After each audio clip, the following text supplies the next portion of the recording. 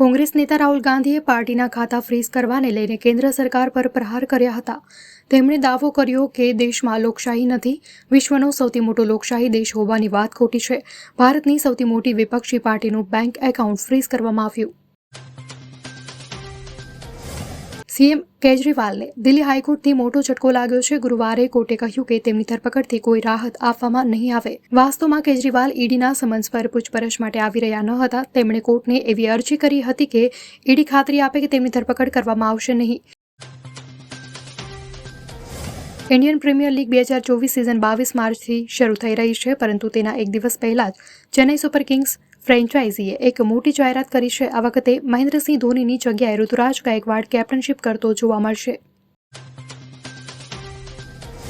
આધુનિક શિક્ષા તરફ દુનિયા આગળ વધી રહી છે, ત્યારે સુરત ખાતે ઓનલાઈન લર્નિંગ પ્લેટફોર્મ શિક્ષા રિફોર્મનું રાજ્ય શિક્ષણ મંત્રી પ્રફુલ્લ પાનસરિયાના હસ્તે લોન્ચિંગ કરવામાં આવ્યું હતું. હોટેલ એમોર ખાતે લોન્ચિંગ કાર્યક્રમનું આયોજન કરવામાં આવ્યું. રાજકોટમાં પ્રેમિકાની હત્યામાં ફરાર પ્રેમીની ધરપકડ કરી લેવામાં આવી છે. આરોપી સંજય ગોસાઈને પોલીસે ઝડપી લીધો છે. પ્રેમિકા ઇલા સોલંકીની હત્યા બાદ આરોપી તેના દીકરાને ટ્યુશનમાંથી લેવા ગયો હતો અને બાદમાં તેને નાના ઘરે મૂકવા ગયો હતો. પોલીસ પૂછપરછમાં આખી ઘટના સામે આવી. રાજ્યમાં ગુજકેટની પરીક્ષા માટે હોલ ટિકિટ ડાઉનલોડની પ્રક્રિયા શરૂ થઈ ગઈ છે. અત્રે જણાવીએ કે 31 માર્ચે ગુજકેટની પરીક્ષા યોજાનાર છે. વિદ્યાર્થીઓએ હોલ ટિકિટ સાથે ઓળખનો પુરાવો સાથે રાખવો ફરજિયાત જણાવાયું. સુરેન્દ્રનગરથી દ્વારકા પગપાળા જતા સંઘના એસી યાત્રિકોને ફૂડ પોઈઝનિંગની અસર થતાં દોડધામ મચી છે.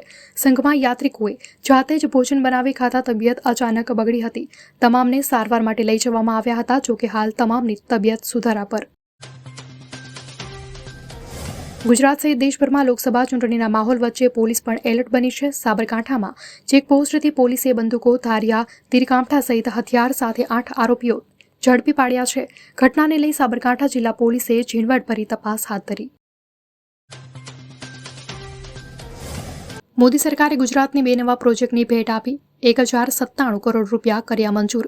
આ 2 પ્રોજેક્ટ પૈકી આ રાષ્ટ્રીય ધોરીમાર્ગ 58 પર ધરોઈ ગામ ખાતે ધરોઈ ડેમ પાસે નવીન 4 માર્ગીય મોટા પુલના બાંધકામની કામગીરી 398.40 કરોડના ખર્ચે કેન્દ્રીય સડક પરિવહન અને રાજમાર્ગ મંત્રાલય દ્વારા મંજૂર કરવામાં આવી છે. ગીરના જંગલમાં અકાળે સિંહના મોતને લઈ હાઈકોર્ટે રેલવે વિભાગ સામે લાલાંક કરી છે. હાઈકોર્ટે ગીરના જંગલમાં ટ્રેનના રૂટ પર થતા સિંહના મોતને લઈ જવાબ આપવા આદેશ કર્યો છે. હાઈકોર્ટે રેલવે વિભાગને આકરા શબ્દોમાં સિંહના મોતને લઈ રેલવે વિભાગે શું કર્યું તેનો જવાબ રજૂ કરવા આદેશ કર્યા.